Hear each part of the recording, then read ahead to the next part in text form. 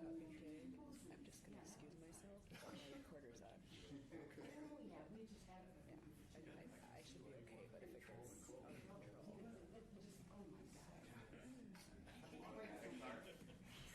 Automatic. How are you feeling, Lori? Good morning, sir. Allergies or cold? Start the meeting. Allergies with this. Yeah. Yeah. Because I need to. Boy, that sun was just orange on this. Just all the haze. I think it was just high level this morning. Yeah, they said it's been just won't go away. It did for a while. Back in again. In front of the green and I've got a friend of mine. came back around again. Okay. You all ready, David? Oh, yeah, it's going. Okay, we'll be starting shortly. Good, that's good. You want me to leave? I could be. No, yeah, I'll tell you. Wouldn't take much. I'll tell you what. What did you say? Checking whether David was ready. Oh. Are you all ready? Yeah. It is 7:30. Good morning. This is the June meeting of the Police and Fire Commission. Chair notes 4 commissioners are present. Commissioner Meek will be arriving late this morning. Also note the presence of our new commissioner yet to be sworn in. Roll call for the record, please. Gershman? Yes. Myers? Yes. Keo? Yes. Meek? Here. Baker? Yes. Is there any public comment? Yes, there is. Public correspondence? Oh, correspondence, comment, whatever. I wanted to do this. By the way, if Sammy is watching, welcome.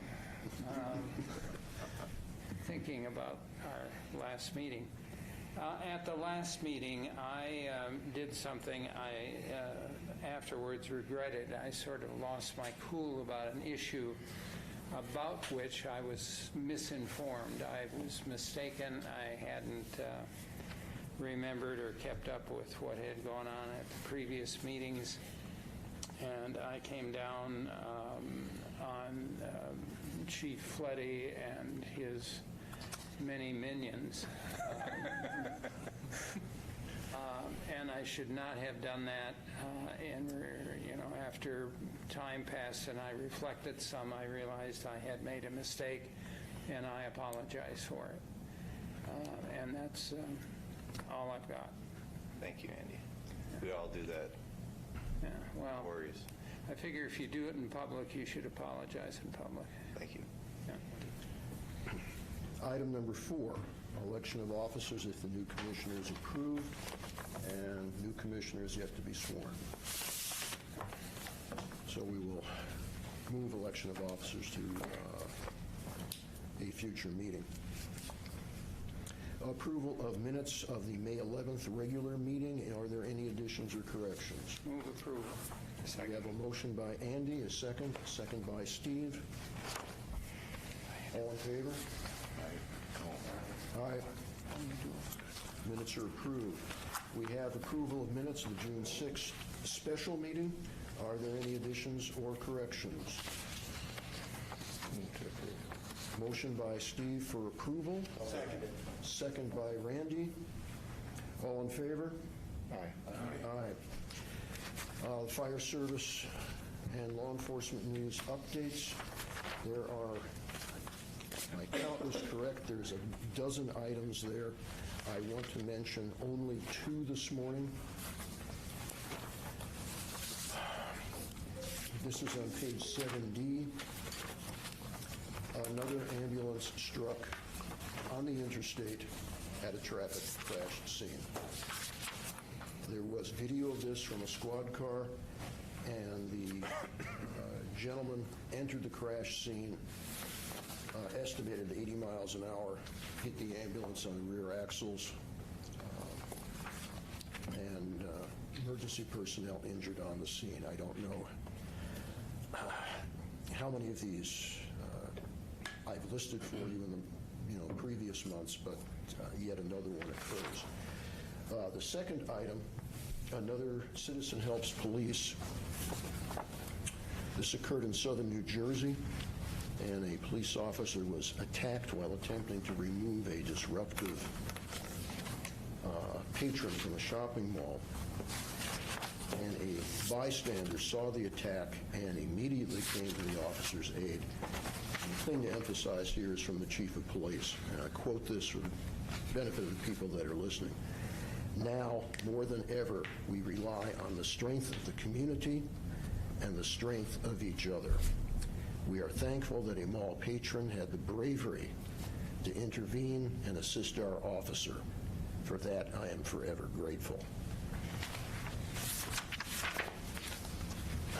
And let's say in July and August, I will not be having any updates. I'm going to try to change my format on that.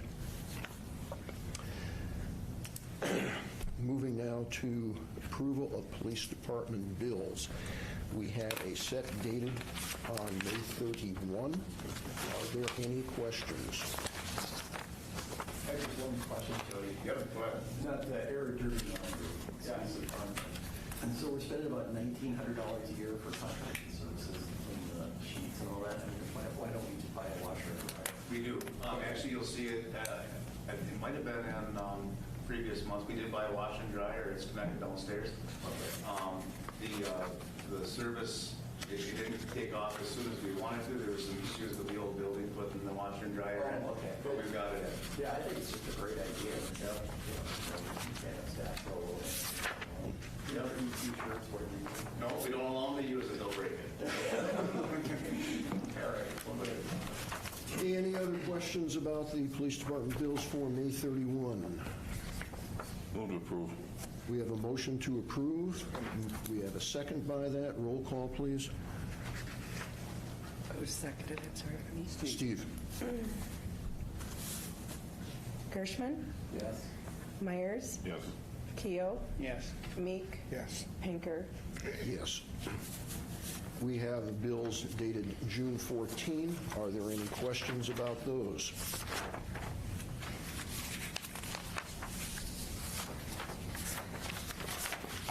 There being no questions, I'll take a motion to approve. Move approval. Seconded. Andy and Steve. Roll call, please. Gershman, Yes. Myers, Yes. Keo, Yes. Meek, Yes. Pinker. Yes.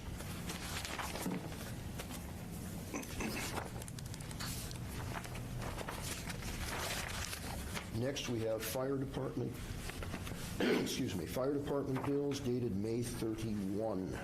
Are there any questions or comments?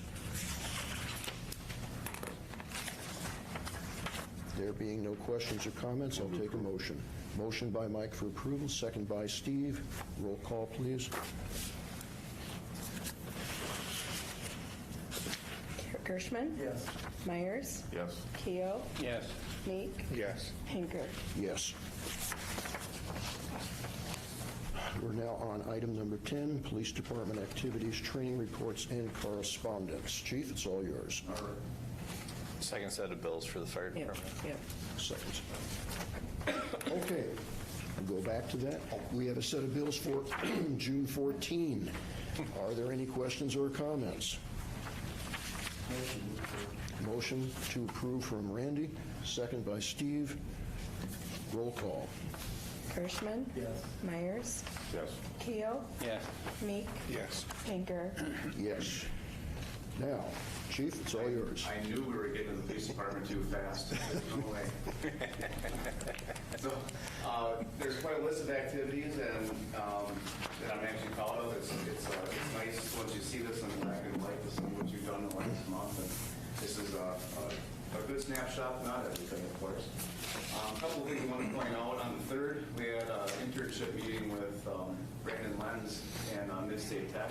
We've had some interns with Mid-State Tech for a number of years. That's another resource that doesn't get advertised enough.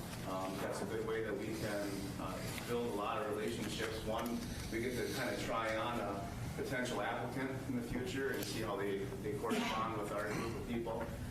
We get to see how the curriculum is setting in with the students, so to speak, when they're walking around, to see how our profession is resonating with them. And we get to give advice back to the school if there's issues that come up that we think they could teach in the classroom before they come to us. So our internship program is a really good deal, and I think that that's something that needs to be highlighted more often. The second thing I'd like to point out is on the 16th, Lieutenant Parks and I went to Health First, which is located in the same building as El Mezcal. They are the folks that stepped up to take over the same program, and remarkable people. They are very committed to that project. They have a real trauma-informed care atmosphere. When you come in, it's very homey. They have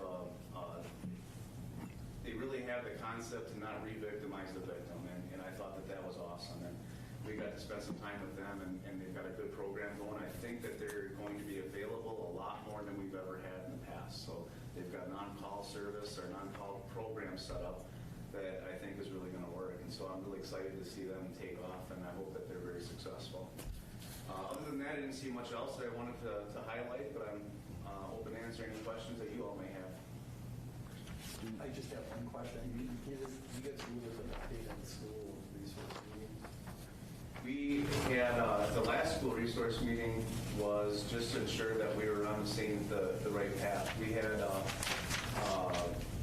seen some minutes from a meeting that said that they were going to table the funding of our school resource for a year. And what that was simply that we misunderstood the differences between the school budget year and our budget year. So they were just saying they're not going to try to fund the program for the remainder of this school year and start for the next one. Now, I haven't had an update since then on where they are with the budget, but they should be getting pretty close to finalization of that budget. Really, that meeting was just to make sure that they're still considering it. So we don't know the number yet, right? I pitched a number to them, which was half of the two. Well, it'd basically be funding of one full SRO, and I haven't heard back what the board decided or where they are with their budget. Thank you. Are there any other questions? Yeah, I have one. On the 23rd, architectural design consultants visited the Buffalo building. How did that pan out? The 23rd was, I believe that was just a walkthrough of the old facility. They can get the lay of the land. And then actually I'll update later on in this meeting about the last meeting we had with them. So it was just a kickoff, so they understood what they're dealing with. Okay, thank you. Any other comments? Andy? No, I would like to, I have a question about the crime contents sheet. Let's get to that in a second. Yeah, Okay. that's fine. Point that I'd like to bring up, I counted up our department, police department was involved in, had sent people to 13 different training activities. That's just super. Yeah, a lot of that is our training session goes from June 30th, or from July 1st to June 30th. So typically this time of year, some folks look and they see that they need some training to go to because they haven't had a chance to earlier in the year. So sometimes it's a little more heavy this time of year too. But we do pride ourselves on training people, and we get heavy for that because if you don't train people, you pay for it later on. Right. And looking at the 8th of the month, we have ongoing planning for the activity on June 24th. That was a city meeting, and yesterday I had another meeting. So. Okay, thank you. Crime stats, Andy. This is going to sound maybe silly, but I'd like to know the difference. Under assault on officers, there's aggravated assault, simple assault, and intimidation. What's the difference between aggravated and simple? The amount of injury. So if it's a simple assault and I think it could cause pain, I have to review the statute. Causes pain, it's simple. If it causes injury, it's aggravated. Okay, that's fine. That I read these, and I'm every time I do it, I'm surprised and realize I don't know entirely what you're talking about. Thank you. And on the, continue there with the assaults, do we keep track of how many of those are related to domestic disputes? I believe there's actually a category in there for domestics. That should be an IDR reporting. But I think the issue is it's not the number of domestic assaults. It's the number of domestic assaults where police officers are assaulted. Two different things. I think the officer assaulting would be if we respond to calls, or then we're hurt. Domestics would be family Yeah. disputes. Yeah, okay, that's fine. Are you satisfied? I'm satisfied. Any other questions about the stats? Okay. Any updates, Chief? Later in this meeting, sir. Okay. I don't want to take the fire department's night. Okay. Fire department activities, training reports, and correspondence. Yeah, It's all yours. Thank you. I'd just like to kick this off. Last night we did have a structure fire at 1407 North Peach Avenue. It was to a trailer home. So it occurred at 23:53 hours. We were dispatched for flames coming out of the trailer home. And it was reported that all occupants were out of the home and a dog and cat remained inside. We responded with 2 engines, 1 ambulance. PD was also on that scene to help out. Upon arrival, the trailer home was fully engulfed with fire, with portions of the exterior wall already failing, so it had gotten a good start on us, unfortunately. It was extinguished using a defensive attack and knocked down quickly. Firefighters did remain on scene for several hours, ensuring all hot spots were extinguished. We also had help from Hewitt Fire and Wood County Central Fire and Rescue Association for their rapid intervention team and air trailer. The fire is still under investigation. Unfortunately, the dog and the cat did not make it. There was also some damage to exposures, 1 shed, and the skirting of another trailer due to radiant heat and smoke staining. So I just wanted to update the commission on that occurred last night. The second thing I want to bring up is we've had at least 3 refuse fires recently, especially occurring in garbage trucks where the driver will notice smoke coming out of the back. 2 of those 3 refuse fires have been from lithium batteries. We've been able to pin those down to lithium batteries. The third was undetermined. And I just want to maybe announce to everybody listening today that lithium batteries are considered hazardous materials. They need to be recycled properly. If you throw them in the trash, fires can occur. They end up in landfills where, like I said, they are hazardous material, and it will not, does not help our environment, put it that way. So please dispose of those properly. Like I said, we've had 3 within the last 3 or 4 weeks here, so we don't want to see that trend continue. Good question. From the, oh, sorry. I think Andy's got it. Yeah, go ahead. When a driver reports a fire, smoke coming from their truck, when you get there, what do? Have them lift the back and push it all out so that you can get at the source of the fire? Yeah, that's exactly what happens. In fact, their drivers are trained to dump the entire load just in a parking lot or somewhere where we can get at it. Yeah. Thank you. Yep. Something like that happened with one of the trucks that picks up at the university last year or the year before. And when they dumped, I mean, it was just spread all out. Yeah. Yeah, it's not uncommon. We've had it dumped, I mean, even on Vine Street one year. We get these from time to time. The other thing we see often with these refuse fires is people dumping hot coals in their trash, and then it eventually ignites the fire, the garbage on fire. So the other point I'd like to make, I guess, is to make sure if you're charcoaling or taking embers out of your fire pit or whatever, to make sure they are cold and out. And before you get rid of them. So. Yeah, I remember a house that burned badly as a consequence of putting a grill in the garage when there were hot coals in it. Anybody else have any questions? On the 10th, Chief Moody presented a case study. What was that case study about? That case study was a fire that they had in a high-rise complex involving a lot of residents. And it was based on evacuation and how they handled that incident. That's one of the difficulties we come across is with our limited amount of staff. Who do you have shelter in place? How do you gather resources to help with evacuation and those types of structures? And then on the 16th, I want to thank Chief Fleddy, Deputy Chief Mueller for all the work they've done trying to resolve 2411 South here. And that looks like we're this far from a final resolution. Yeah, I think by November 22nd, that property will be taken over by a different company in town, and then the final cleanup will be done on it. Okay, thank you.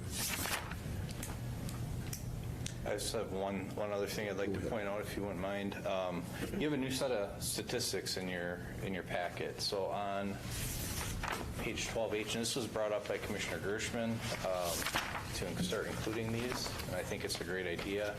Deputy Chief Backus did a good job of putting this report together. This is a graph of our concurrent calls. So this is kind of where we start running into problems. It'll show on the top our last month's concurrent call volume and then a running total of the year at the bottom. Concurrent calls are when we have multiple ambulances or multiple units out of the station at the same time. You can see we've had 3 ambulances out in the month of May, 14 times, so that's about, once every other day. It doesn't sound like a lot, but when you put that in context with our staffing levels right now, we have 11 maximum, 8 minimum. We're going to be hitting our 8 minimum quite a bit, especially during the summer months when everybody's taking their vacation. So what does 3 ambulances mean out of the station at the same time? That means we're 6 personnel out of our 8 are gone out of the station. We're calling back in personnel to try to restaff. Sometimes that happens, sometimes it doesn't, depending on who's on vacation or time of year or whatever. It puts us in a bad spot a lot of times. So I just want to point that out, that we're going to track this better so the commission has a better idea of our concurrent call volume. These graphs are great. Like I said, DC Backus did a good job of putting that together, but yeah, I just wanted to include that and make sure you guys are aware of that too. Anybody have any other questions? Andy? I don't have questions, but I have a comment, and I don't know where to put it. I'm on the Y board, and had a meeting yesterday, and the Y reported that they had received, and I'm not sure that I know the language apparently has changed, aggressive shooter. Active shooter. Yeah, active shooter training, and they thought it was excellent, and it was helpful, and there were things that they hadn't thought of. And the school superintendent is also on that board, and he talked about the training that the police department has given in the schools and how helpful that's been. And I wanted to share a couple of positive reports about that activity. Thank you. We've been doing quite a few of them recently. So.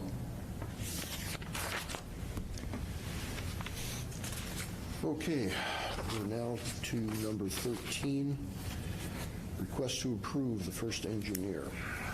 Yeah, thank you. So this was on the agenda last month as well. I've included a little bit more detail on how the first engineer kind of came about. You'll find this in your packet on 13A. In the middle of page 13B, continuing to the top of page 13C, that's where you'll find what's actually in the contract. So that basically describes who's eligible to take the test, the testing process itself, a general outline of that anyway, and then a probationary period and things like that, things that we can, if a personnel is not performing well enough at 6 months, we can move forward with finding somebody else. And then I guess on 13E is our draft of the actual policy. So it's two different things, contract language and policy. The policy is not in the contract. And I guess I'll give you another brief description of kind of what we're looking for out of the first engineer is to have a dedicated person to drive and operate the first engine. So when we look at fires, it's very important to have somebody that really knows how to pump, that really knows that engine inside and out. So if there are issues on scene or things that occur, they're able to quickly diagnose those issues and correct the situation because, of course, water inside a fire is vitally important. And sometimes we have mechanical issues that take some quick thinking or to diagnose the issues. The first engineer also, if you look at the policy, draft policy itself, you'll see we're able to also assign duties that have just been kind of done by various people throughout the day. What this does is it helps us organize what needs to be done. It's going to be that first engineer's responsibility. It gives us as management a person to go to if something doesn't get done to make sure somebody's responsible for getting the personnel in line and getting that stuff done.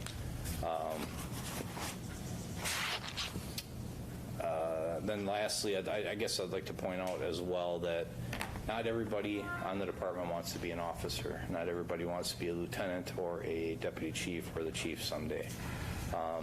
This helps with our structure. It gives those who don't want to be an officer a place to promote to, keeps morale high.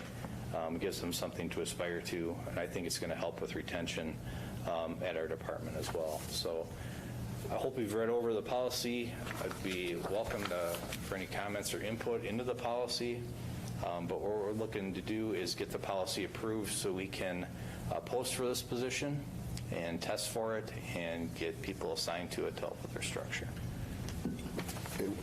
What I'll do is I'll take a motion first, then we'll have discussion. I'll move to approve. I'll second.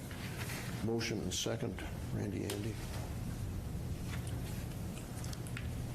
Do we have any discussion, Randy? I just have one comment. being described that way.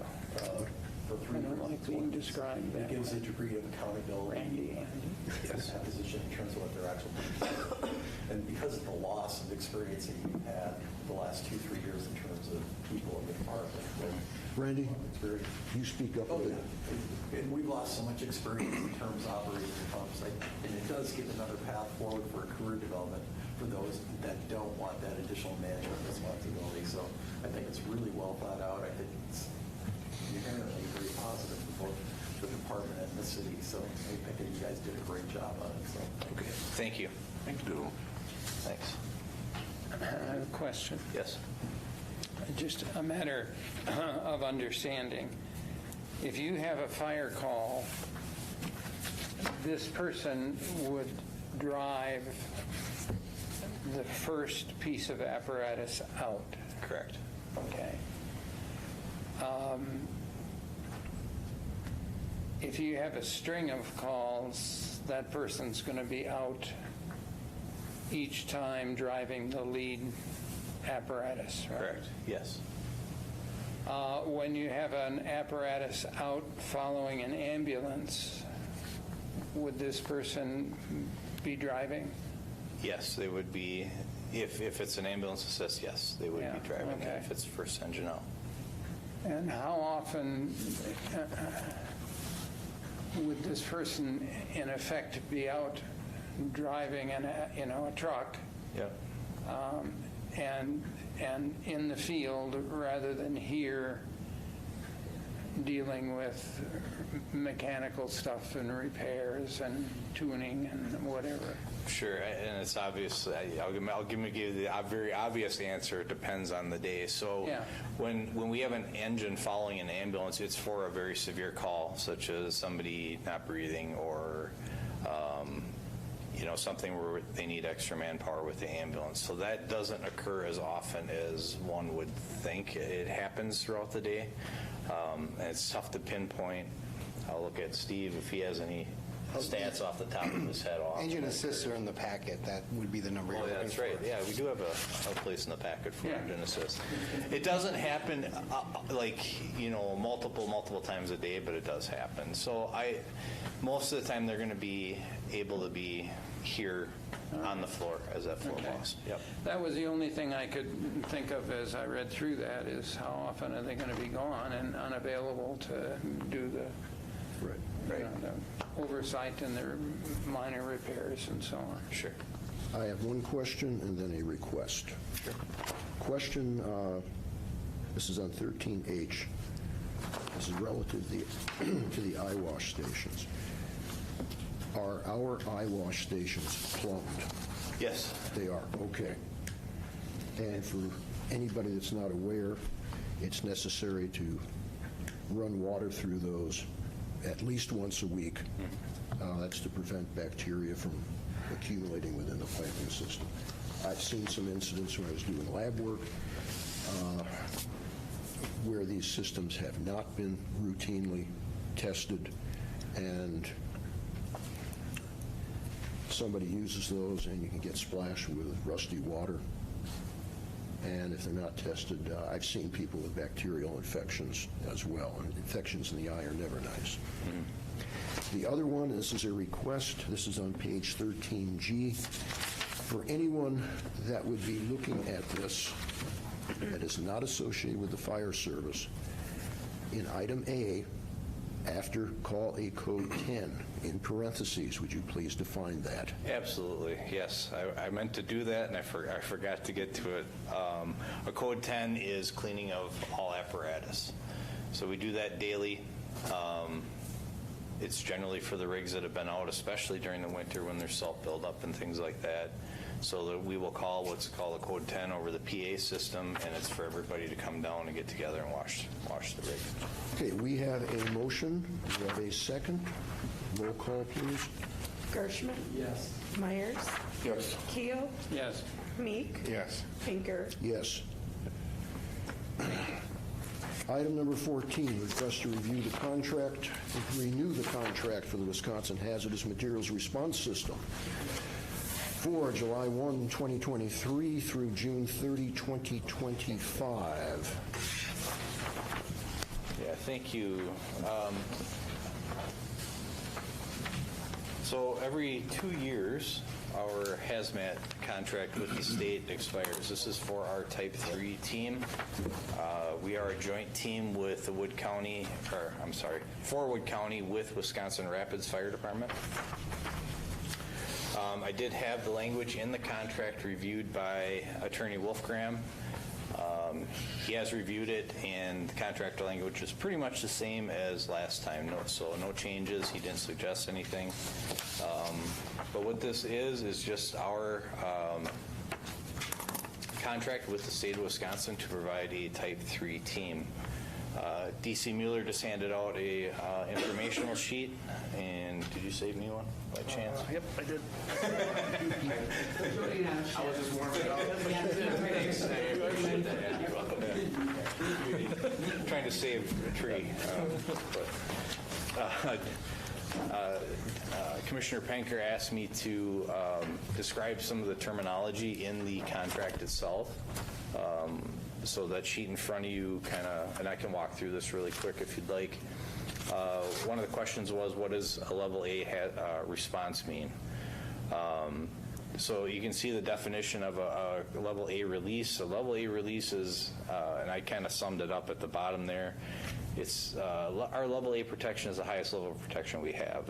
It's what you typically see in the movies. If there's a hazmat incident, it's the guy walking around in the big plastic suit with the self-contained breathing apparatus on their back. So it's fully encapsulated. You're breathing off your own air. Level A is anything that's going to be absorbed through the skin or into the respiratory system, so you are fully protected. Where we don't want to use level A protection, and you think, well, why wouldn't we just use that for every incident? If you think about thermal incidents or things that can pyrolyze and combine and throw off heat, we don't want to be using these suits as they will melt to your skin. So that's more of a turnout gear type of situation. And again, it depends on the chemical. So we have several resources at our disposal. We have the Emergency Response Guidebook, we have NIOSH books, we have a computer system with chemicals, and it gives matching suits and everything else. So we determine that when we get on scene if we know the chemical. One of the other questions from Commissioner Penker was, can you define the type 1, type 2, type 3 hazmat teams? So I'll start with type 3, and that's what we are. So basically we can, it gives us the responsibility to respond to hazmat incidents, and we can make entry into all known chemicals. If we know the chemical or the fuel involved, we will go in and we can mitigate those incidents. Type 2 team is everything that type 3 can do, except they can make entry into scenes and mitigate those incidents where there's an unknown chemical. So they're going to go in and diagnose what the chemical is and what the issue is, and they can also mitigate those incidents. So the difference is, on unknown chemicals, we're going to stay outside. We're going to call in additional resources, such as a type 2 team, and form a perimeter and start evacuation if necessary. Type 2 is going to come in and determine what that chemical is. Type 1 is everything that type 2 and type 3 are, and they also have the ability to make entry and respond to scenes with weapons of mass destruction, radiological, CBRNE is what it's called. It's chemical, biological, radiological, nuclear, and explosive incidents. So they have additional capabilities for those types of incidents. And again, Marshfield is a type 3 team. One of the other questions on there is, can you define what all known chemicals and fuels are as it pertains to a type 3 team? I think I kind of went through that already. We are not going to respond into scenes where we don't know the chemical or what the chemical is. Again, we'd be calling in a type 2 team, such as out of Wausau, for that. If we don't know what the chemical is, we're going to call WEM, get those resources coming. WEM is the Wisconsin Emergency Management down in Madison, and they will help us with that as well. And I kind of already touched on this, our responsibility. In the meantime, if we don't know what the chemical is, we're going to look in our ERG, and in this book, Guide 111 gives you an unknown chemical evacuation distances and things like that. So we're going to evacuate to that level. We're going to form a perimeter around the scene. The one thing we can do is, if we have a person down and it's line of sight, we can make a quick entry to rescue that person, get them out, and we will do that as well. So. Another question Commissioner Pinker wanted me to touch on was, how do the radiological nuclear detection teams relate to biological incidents? The R&D teams, or the radiological nuclear detection teams, the biological aspect more corresponds to the type of team it is, so the type 1, type 2, type 3. Type 2 are able to, type 3 are able to respond to biological incidents. So again, if you're not a type 1 team, you're going to be calling in those additional resources from other areas. And then the last question was, what is meant by the radiological nuclear detection response? This is basically handled by teams with the most amount of resources and the most amount of training, which is going to be a type 1 team. There are several teams around the state. I'm trying to think offhand where they're out of. I know Madison, Milwaukee, Eau Claire. those types of teams that have the additional resources from the state, receive more money from the state, are able to buy those additional equipment, the additional training for their personnel to respond to those types of scenes. So that's kind of a down and dirty synopsis of those questions. But in the end here, I guess what I'm asking for is approval for our contract with the state to move this forward to for approval for the period of July 1st of 2023 through June 30th of 2025. I would move approval. We have motion to approve by Andy, a second by Steve. Is there any further discussion? Actually, just We'll go with Andy first. No, well, this is something that I'm curious about. The name of the company out on the south side who provides you with cars to use for training? Shaw's, yes. Shaw's, that's it. Yep. They have a device they run their trucks through before they go on the road to test for radioactivity. If they, and I meant to ask them, I was out when you gave the plaque you typically do, and anyway, if that goes off and they detect something radioactive in the load on the truck, do you go out and determine what's going on, or how is that handled? We've never been called out there for that, but that is something we'd probably, I'm sure they would call 911. We'd respond out there and form a perimeter, and again, that would be one of those things that we'd have to figure out on the fly, and probably call in a type 1 team or type 2 team with the radiological detection equipment and figure that out. For us, it's time, distance, and shielding for radioactive materials, because you don't know what is emitting that radiological stuff. So I thought it was interesting that they have to do that. The people that they bring the stuff to won't accept it unless that's been done. And the idea that you'd have to go out and deal with that, well, that's a serious one, right? Yep. Correct. Example of engine assist.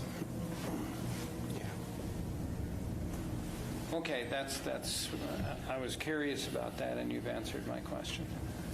Just two general questions. How often are you actually dispatched for hazmat? We were just on one probably a month ago. I would say we have maybe 3 or 4 or 5 incidents per year. And then the follow-up question to that, of course, is we do have some advantages as a department because you do get some money for equipment.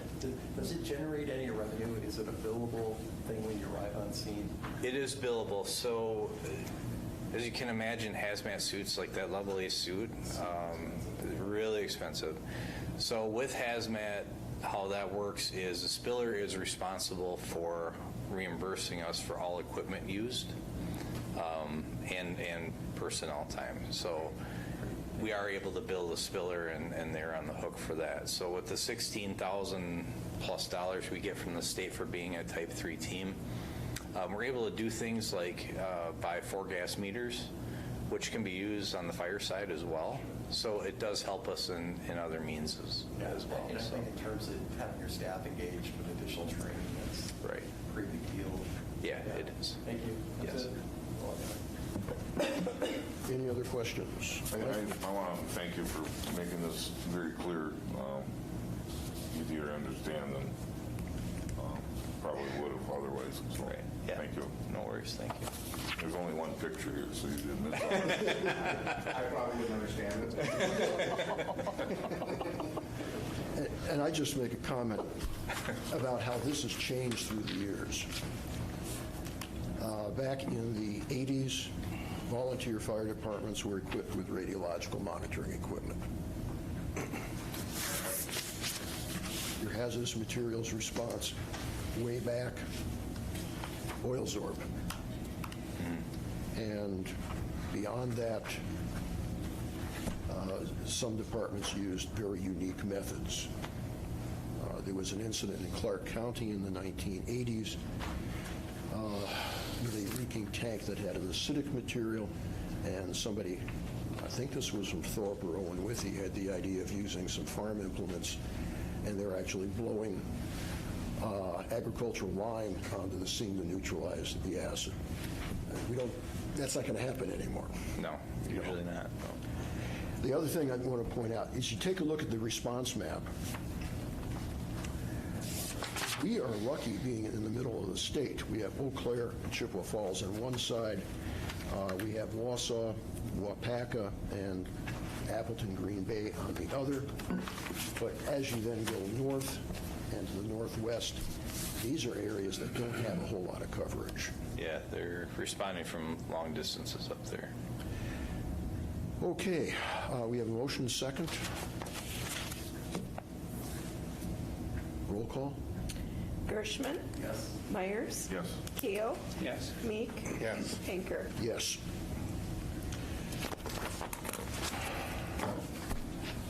Okay.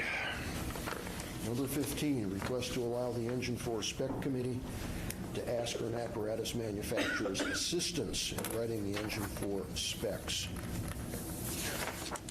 Whoever wants this. Are you done yawning over there? Yawns of joy. I brought this up at previous commission meetings, but just to give you a brief overview. Engine 4 is a 2001 Pierce Quint. It's scheduled for replacement in 2026, and it's ready to be replaced. We've got rust issues underneath. We put probably, I think it was $30,000 into this Quint due to mechanical issues 2 or 3 years ago. So it's starting to rack up some major mechanical dollars. So it is ready to go down the road. The reason we're starting to spec this now is every year I call around to apparatus manufacturers and just ask for updated pricing for the CIP. This year, I was surprised to hear that every manufacturer was saying at least 2 to 3.5 years is what it's taking to get these built. They're that backed up, they're that busy. The parts are hard to find, so that's why we started the specification process for replacement in 2026. We do have an Engine 4 specification committee that consists of Deputy Chief Jonas and a member from each shift. Deputy Chief Jonas is the lead of that committee. DC Mueller and I pop in on that committee in the meetings as we can. So the Engine 4 Spec Committee has visited Custom Fire, Pierce, Seagrave, and they've also looked at several E1 engines out of Green Bay. Basically what they're doing by visiting these facilities is looking for new things that are out there, ideas for our engine, what's going to work best for us. It gives them a good idea of, they can look at the craftsmanship of each piece of equipment, and it does vary from manufacturer to manufacturer. What the committee has come up with at this point is we have a very basic list of things that we absolutely need, and there's one thing I neglected to add to this, but I'll kind of run through that. Similar to our Engine 2, they want a top mount pump panel. So what that is the pump panel's in the middle of the rig. You climb up on top of the rig and all your controls and levers are there. They like that better than the side because you can see a full 360 around you rather than having being blocked off on one side. And that's typically what Marshfield has done. Our newest engine, Engine 3, unfortunately had to be a side mount simply due to size. We didn't have room for a top mount at that time. By getting rid of Engine 4, we're going to have enough room to get another top mount, which is what the shifts want. Again, we're looking at replacing that Quint with a straight pumper. We didn't find it necessary to have 3 ladders in this department in the city of this size. So we're looking at replacing that with an engine, which is going to be cheaper on one hand, and it's also going to give us more onboard water, which is very important to us. when we respond to a fire, a lot of times we're not able to hook a hydrant right away. That usually comes secondary, so those 1,000 gallons of water that we have on board is enough to help us make that initial attack until we can hook a hydrant and hook into the engine and get water to the fire. A 1,500 gallon per minute pump is what the committee is specifying. We prefer a waterless. Front large diameter intake, this is one thing that we went away from and we want to bring back. What this does is it helps us hook hydrants easier. As volunteers are starting to lose, as volunteer agencies are starting to lose their volunteers, we're going to see more rural responses and mutual aid, so it helps us access the water tank for drafting as well.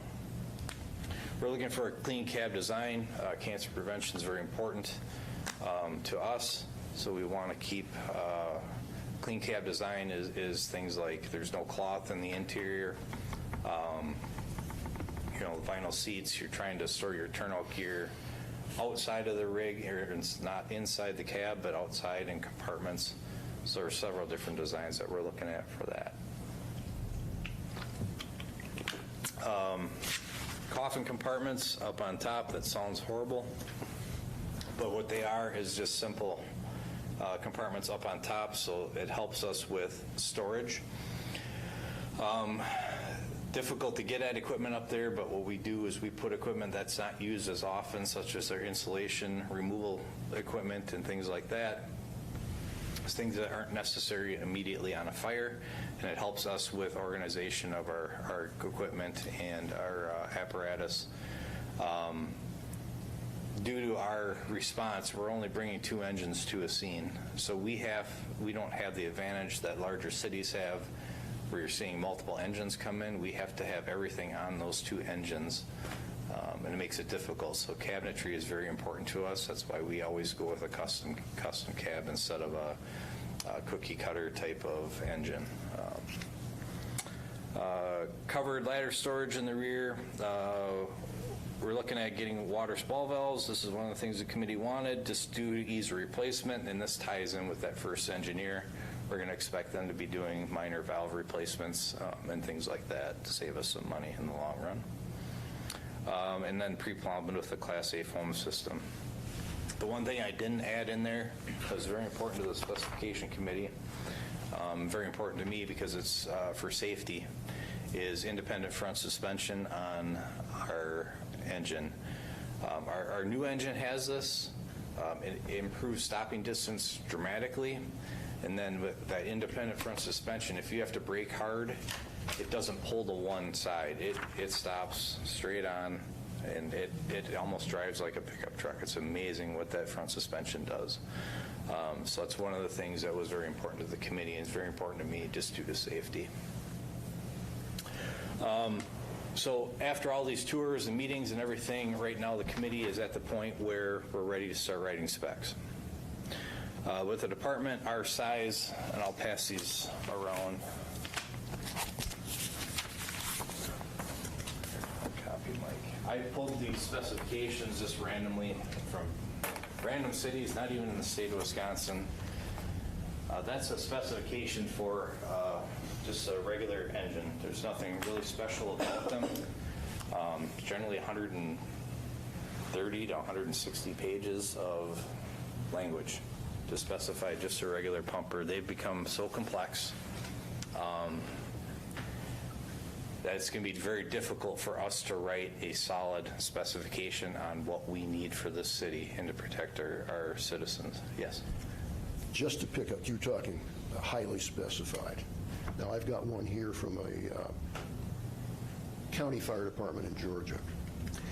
The seats shall be covered with turnout tough, rugged material, turnout tough being trademarked.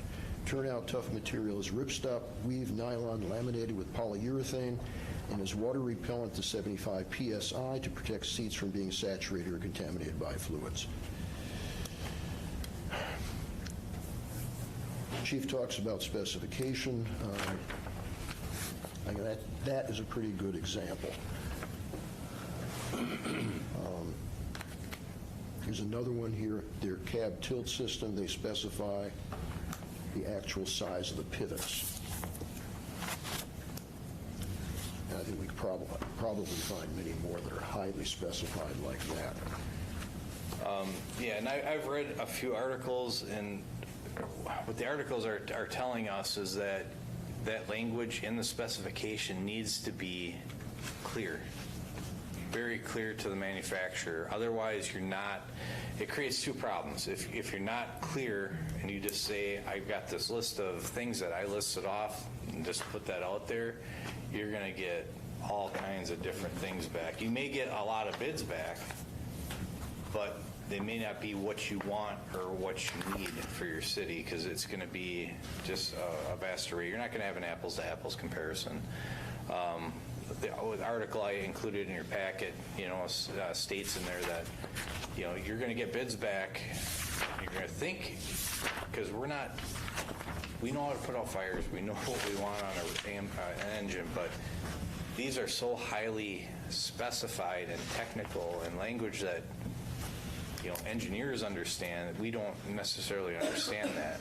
If we can relay our thoughts and what we need to a salesperson, they have the software to put all this technical language in there, so we're assured that we're getting the rig that we need and that we're looking at getting. So that's why I guess I'm asking for commission approval to have an engine manufacturer help us write these specs to make sure that we're getting what we need, and it has all the technical language in there for other bidders, so they understand too what we're asking for. So that's kind of where I'm heading with this. We've talked at length as a committee, and with a 5-person committee, it would take us a long time to write those specifications, and we'd never get as technical as we need to be. So I'm asking for permission to have an apparatus manufacturer help us write these specifications. I make that motion. Mike? I'll second. And Randy. Mike to approve or authorize. Randy on the second. I'll start with Mike. Any questions or comment? I think it's a good idea to go this route because, like Chief mentioned, it's quite a chore in the first place to put something out. I mean, for manufacturers to bid on. The last unit that we got, as much as we tried to specify what we wanted, one of the builders had how many exceptions? I don't remember, there were 90 or something. Exceptions to the specifications.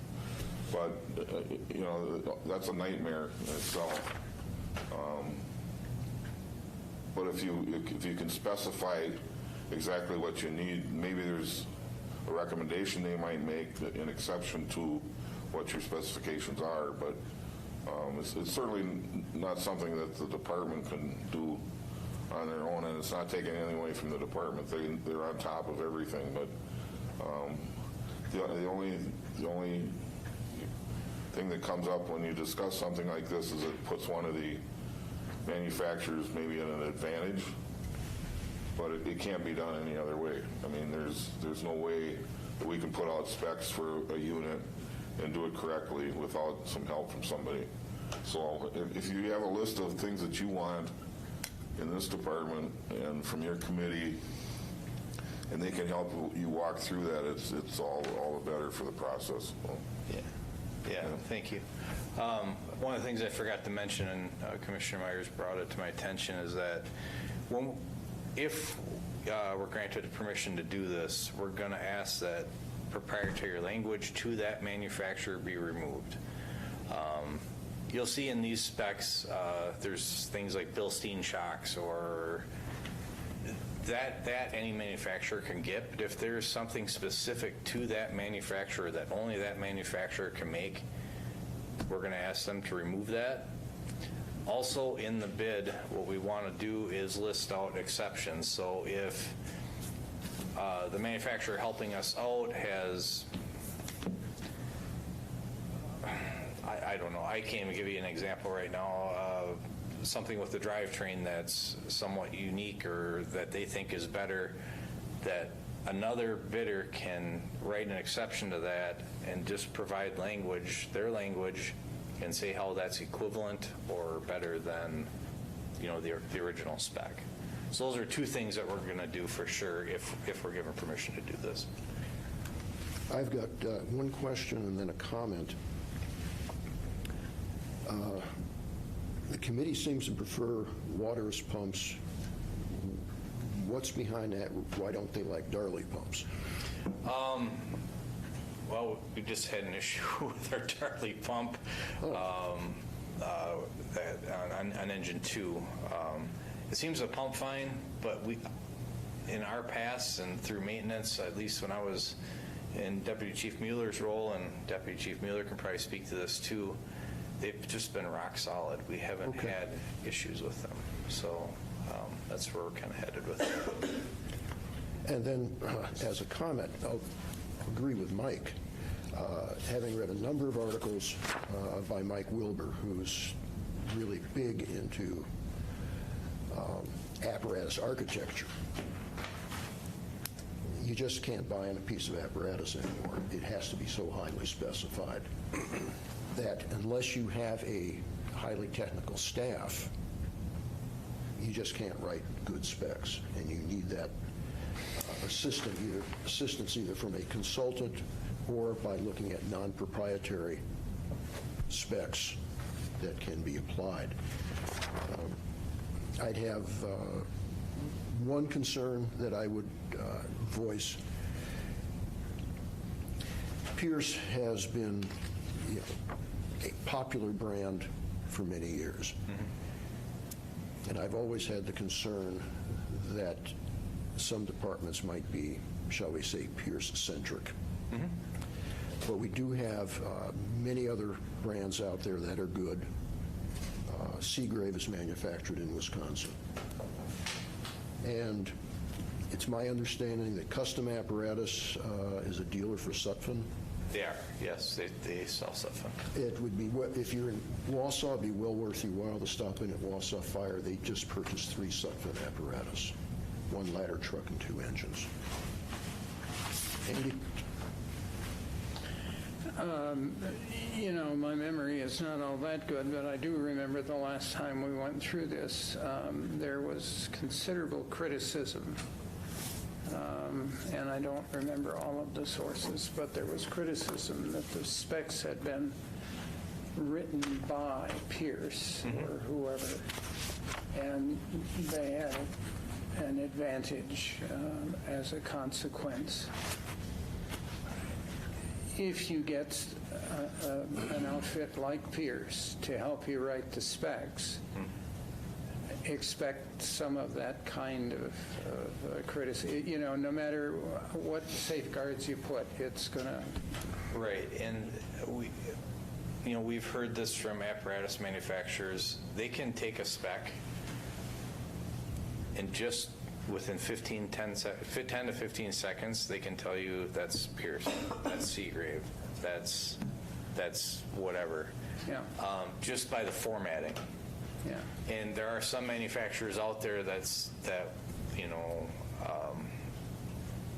will say, well, it looks like you're going to buy Seagrave or Pierce or whatever because you had them help you write your specs, so I'm not going to bid on it. I don't know what to say to that. You know, we're submitting this to you for free to bid. You know what I mean? No, I understand, but all I want you to do is make sure you anticipate what we know is going to happen as a consequence of doing this. We understand that, yeah. The other thing, our chair gave us some heads up, but it's a comment that you made earlier.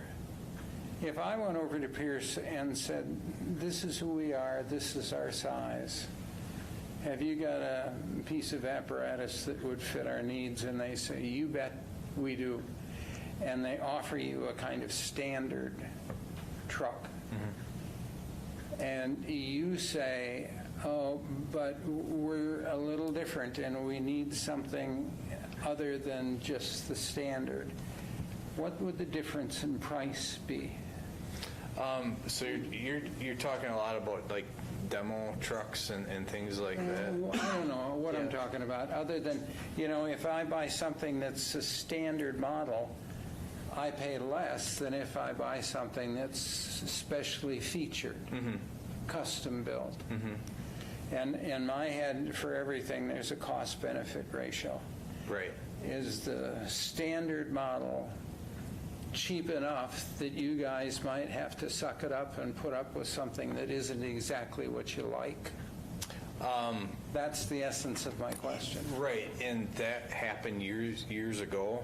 Right now, with the parts and everything else, they don't even, it's not even available anymore. You pretty much have to start from scratch. And if you want a standard one, they can build that for you, but it's going to take the same amount of time. Obviously, we're going to try to fit this in our budget. These are the things that are kind of our wish list that we think we need for our city. If something doesn't fit in, we're going to stay within budget if we need to cut back on something or whatever. Yeah, So, all right. Yep. All right. Steve? Yeah, a question, would you be seeking quotes for either an EV vehicle or diesel, I believe they run on? Or both? We're not confident enough in EV vehicles at this point. Okay. Batteries alone, I forget, they were astronomical to replace. I just think the maintenance right now, they're just not far enough along at this point for us to consider that. In Madison Fire Department, they have one of those, and they've already had to replace the batteries 3 times in them due to the issues that they were having. So they could have bought 2 apparatus for the price of 1 of what they paid for those batteries. They're tens of thousands for those batteries. Half I the was just value. wanting to review what we talked about before. Right now, Madison has the one, and that actually was the prototype that they were testing for Pierce. Portland, Oregon just put on a Pierce Volterra, same model, and I believe it's LA Fire, it's either city or county, has a Rosenbauer. Those are the only 3 that I'm aware of in larger departments. And smaller departments simply don't have the money to put out for that. Relative to specs, Chris, since you deal with repairs and such, we'll pose this question. How much of a problem are specs? I mean, this can become a critical issue. To be fair, I don't really know enough about Okay. this type of equipment at this point to know what that would be. But even on smaller items, in terms of you're looking at things that might be highly spec'd and replacement would be difficult and so forth. Yeah, I mean, if it's something that requires that specific thing that's Yeah. required for that, that's what you got to use to replace it with, depending on availability and manufacturer. Specialty things tend to discontinue quickly. Okay.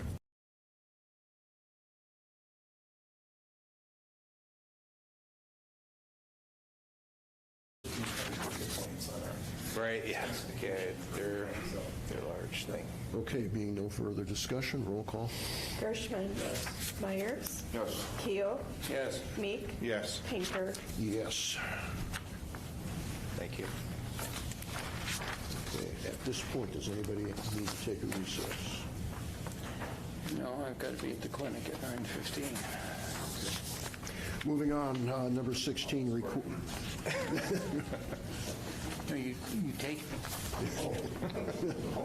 request to approve budget resolution in the amount of $7,864.67 to repair car number 6. Everett, it's yours. Do you want to speak on it first, or do you want? Yeah, I can lead it off just really quick. I'll be quick. Car 6 is a 2006 F-250 diesel. Unbeknownst to us, the The diesel engine between 2003 and 2007 is known for head gasket and turbo issues. We are now experiencing a blown head gasket and a failed turbo on that car 6. We had it slated for replacement in 2025. It is our current plow vehicle for the station, so it has all the specialized mounting plates and everything to fit the plow. We've explored a couple of different options, and as far as, I don't know if we sell, we talked about selling car 6 and what would we get for resale value, do we fix it? If we do sell car 6, we're going to have to then mount all the plow and all the controls on a different station car. We felt the best route was to fix car 6 for better resale in 2025, and then we won't have to remount the plow and all that other stuff on a different vehicle. So I guess that's where we're at with our thought process. Like I said, we've explored several options. We have a old car 7 is sitting outside right now. It's stripped down. It doesn't have any lights or radio or anything left in it. Opticom's all stripped out of it because that went to new car 7. We thought about just using that as an out-of-town runner, but again, we'd still have to move the plow over to a different station car. So our thought is we'd just like to simply repair car 6. I know it's a costly repair, but I don't know how many people are going to want to buy a station car in 2 years with a failed turbo and a blown head gasket.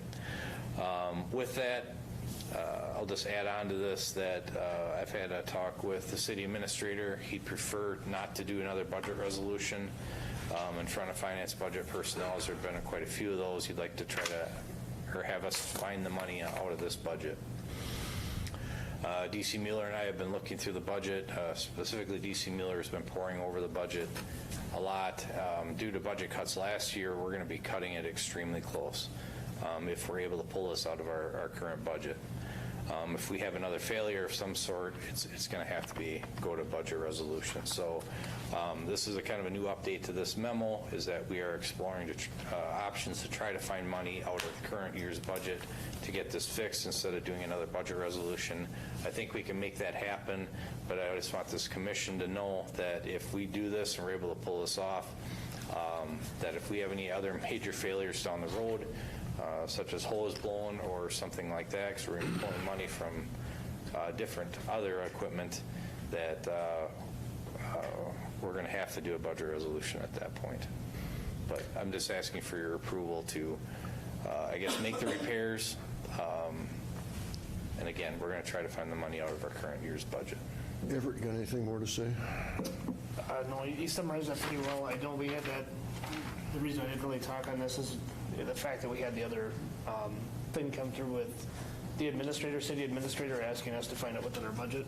So I wasn't sure how we were going to handle that. As Chief Letty had spoken, this is going to be a very tight budget. We already cut 4% from our budget last year. It's hard to find those things, and I know some of the accounting practices that are taking place kind of account for things that aren't already expended. We've got big expenditures coming for our maintenance later in the year, and I'm looking at about $15,000 for expenditure just to do the maintenance on all of our fire apparatus to make sure that they're able to do the annual DOTs, pump testing, and preventive maintenance that we would have applied each year, meaning we're replacing the right filters so that we don't have problems in the future. So we're really tightening up on that budget, and we've already had quite a few repairs this year on different fire apparatus. Engine 2 came back. I think we had a $1,500 or $1,600 repair on that one, just for electrical issues that we were chasing on that one. So we've had a multitude of those. Like I said, Chief Letty, we've poured over the budget. It's going to be a tight year. The preference would be to honestly move this to the budget resolution so that we aren't that tight. But if the city administrator asks us to do that. Just let you guys know some piece of information that may be a conclusion or may not be, I don't know, but we did, this body approved, and so did the council, approved $60,000 in the CIP for a roof replacement. And then I approached this body earlier to move that $60,000 from the roof to the feasibility study for the new police department. The city did approve that, but only took out $40,000, which covers the feasibility study, which by my math, means that there's 20,000 that's been approved and not taken out. That's good math. Everest. Yeah. So when I'm, just for information, I think that there could be a possibility if you do find enough to fix the truck now and you run into problems later on, it may be worth bringing up to the city that there's 20,000 there. I don't know if we're going to need to ask for a remainder. If this feasibility study goes over budget, that's where I was going to go to try to fund that too. But food for thought, I think that it's appropriate that police and fire budgets kind of help each other during these times too. So I'll make the motion to approve it, spending money. Okay, we have a motion to approve by Randy to spend the money. Thanks, Judy. Second by Steve. Discussion, I'll begin with Mike. Yeah, so I understand it, is this to go for the budget resolution in the amount, or just to give the chief the go-ahead to fix it? Because the item on the agenda is to approve a budget resolution, which the administrator is advising against. So we can amend the motion to spend the money and fix the truck. I'll amend the motion.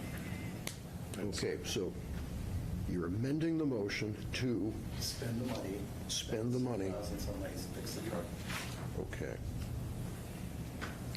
So we now have an amended motion. Well, So do you want to, or do you want to withdraw the original motion?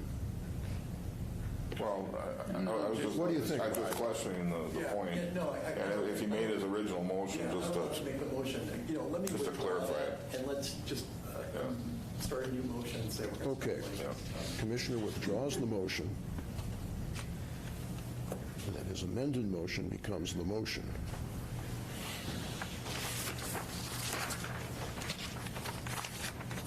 And who was was Mike the second on that one? Steve. Steve. And I'll still second it. Okay. Any other discussion? I want to thank Jody for bringing that point up. I just want to fix the truck.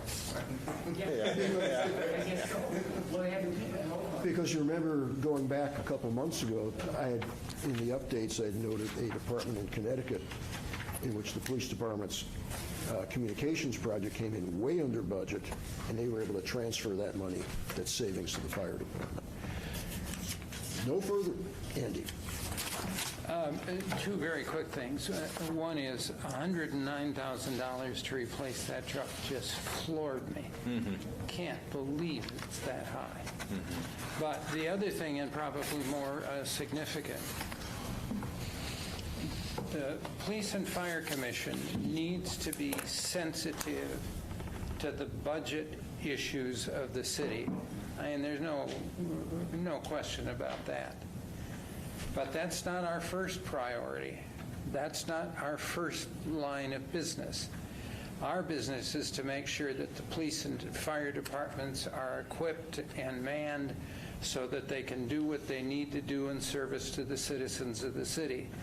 If we think this is important, if we think it's something that needs to be done and is in the best interest of the department, we go forward and hope the city is able to help with whatever it costs and however the process is to get the money.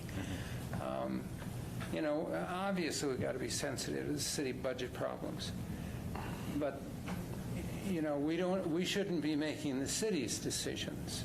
We should be making our decisions, the ones that favor the department's estimate of what it needs to do its business. That's all. There being no further discussion, call the roll. Hirschman. Myers. Keo. Yes. Meek. Yes. Baker. Yes. That makes sense. Yes, it did. Thank you. Last item, previous meeting. You want to go back to Chief Garrick's update? Number 11. Okay, go Number ahead. 11. And I apologize for going out of order. Actually, I was hoping to be at the very end, and it makes sense hopefully when I'm done. Very briefly, I guess there wasn't a lot for me to bring forward for you guys to approve this month, and so I thought it'd be a good opportunity to just update you on some things that are going on with the department, which maybe doesn't happen as often as it should. I brought up a little while ago, we're having some issues with the squad cars. We've replaced 2.5 motors this year on the Hemis. The Hemis do not circulate oil and idle. And as a patrol car, you could imagine we idle quite a bit. And so what happens is that the engine actually starts itself out and blows up. So we've had to go through 2 full motors and 1 upper end on a motor. It hasn't cost the department anything but time, and time is very important because we're out of a vehicle for 3 months when they're down. So because of that problem, I reached out to the folks that work on our vehicles and asked for some solutions. What they've recommended is that with each oil change, we put in Lucas oil treatment, which is more of a honey texture, he said. And it fits into the upper end of the, it lubricates the upper end of that motor better, and hopefully that's going to solve or at least prolong our motors a little bit longer than what they've been doing. And they gave us some other tips and tools of the trade, and we're going to try to work through that to keep our Hemis running. We've got a couple of frontline vehicles that are ready to be switched over. Actually, there's going to be 3 of them. 2 will be frontline. The other one will be a K9 car. The K9 is going to be our F-150. It's the only one that doesn't fit into our fleet. I want to have matching cars because we don't have assigned vehicles. I want to have the equipment exactly the same in every vehicle, so it doesn't, under stress, we don't have to remember what car we're in. So with that in mind, the K9 is going to get a brand new car because that was the only F-150 that we have, and I think that'll suit the K9 vehicle well. He's assigned that car. That should be turned over, switched over here real soon. With that in mind, I'm going to keep his old car for a while because I think we need to have an extra vehicle due to all of our malfunctions that we've been having. And I think it makes sense to keep a K9 as the extra vehicle because we don't have a backup K9 car. You may remember in the news recently there was, I believe in Monroe County, unfortunately they had a K9 die. They were using a non-K9 car. Our K9 cars are equipped with features that help that the dog, if it starts to overheat inside, the windows roll down, there's an alarm, there's fans, and things to alert us if that happens. Normal squad cars don't. So I think it makes sense for us to keep a K9 car equipped, and we can use that on the patrol or for the dogs. We had a building, as far as the building, we had another update Monday. And in that meeting, it was basically just to try to see how additions would look on the lot that we're looking at and how it would fit together. And there were some really cool designs, and I like the direction we're going. It's very early in the process. We don't have anything really figured out other than just general direction. But it's exciting, and I hope to have you guys involved in the process as it moves forward. Have your input in it because I don't want you guys to miss out on this opportunity. It's really exciting to go through it, and the possibility of it happening is cool. So I hope to keep you guys informed with that. And lastly, the reason I wanted to go to the towards the end here is last meeting, Commissioner Keough asked if there was a way that we could, as a group, honor the officers who have died in line of duty this year. I do have the 4 names. And I think that we kind of settled on a moment of silence.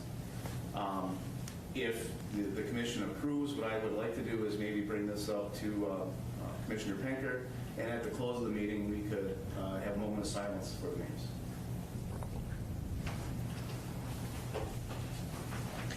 While you're bringing that forward, I would like to remark the Toyota 4-cylinders don't burn themselves up. They don't get hot enough. We have one final item, and then the item brought up by Chief Gehring. Naming Police Department and Fire Department facilities.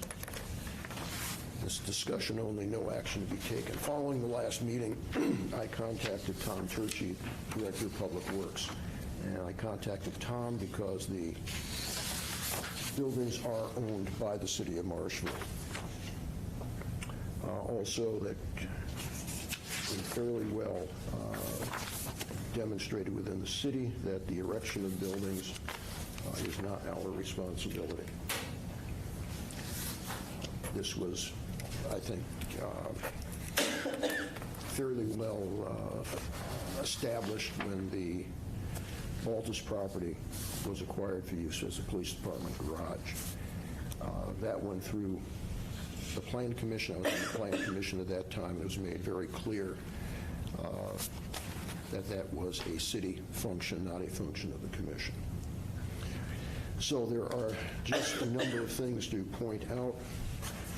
Tom said that if we are truly interested in naming a facility, we would suggest by memo to the Board of Public Works a name. Now, I did not ask Tom whether they have criteria, but certainly we do not have any criteria. This is an unusual situation. None of our facilities have been named for anyone. And I think the first one that would come to mind is potentially the new, if we have a new police headquarters, is start with a name for that. But just looking at this, if we were to name a facility, if it's a person, should that person be deceased or alive? Should that person be retired or a deceased member of the department? Should that be a line of duty, death only? Is this to recognize a major contribution to the departments? Should there be a time period between retirement or death and the suggested naming? Could this be a non-resident? Could this be a non-department member? I think we could probably follow through with a number of other issues. But at the appropriate time, we can bring this matter back for discussion of criteria, or if we have a particular name, bring that forth so that we could justify this line by line to anybody beyond us.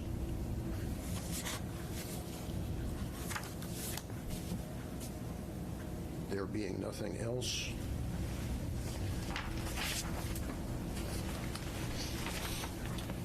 this year, officers killed in the line of duty: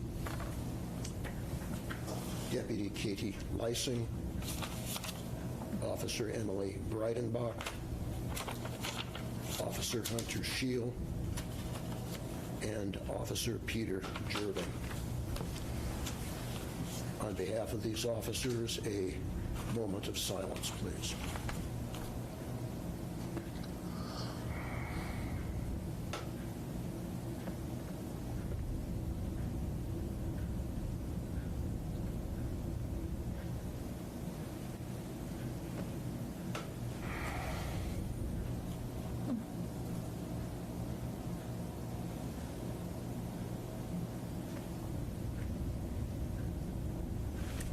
Thank you, Chief.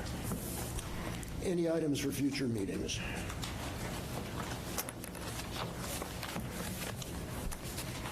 There being no items suggested for future meetings,